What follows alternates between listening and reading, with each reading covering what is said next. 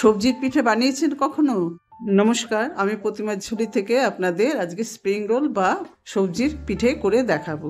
Capsicum, পেঁয়াজ, বাঁধাকপি, গাজর, আদা রসুনটা সামান্য একটু তেলের মধ্যে দিয়ে ওইটা একটু নুন দিয়ে, ভিনিগার, সয়া সস আর নুন, গোলমরিচ দিয়ে ওটাকে একটু মানে ফ্রাই করে নেওয়া অল্প সামান্য।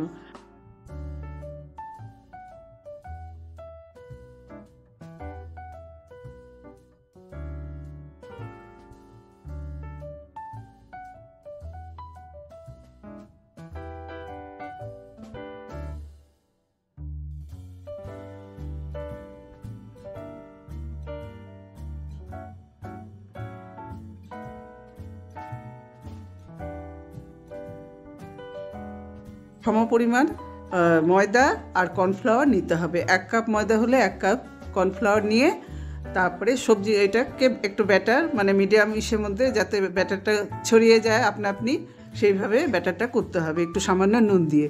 ব্যাটারটা করে সাইডে রেখে দিয়ে তারপরে ওই যে ব্যাটারটা করে রেখেছি ব্যাটারটা ঠান্ডা কড়াইয়ের মধ্যে বা প্যানের মধ্যে দিতে হবে। দিয়ে তারপরে লো হিটে ওটাকে করতে হবে। দেখবেন আস্তে আস্তে ওইটা উঠে আসছে।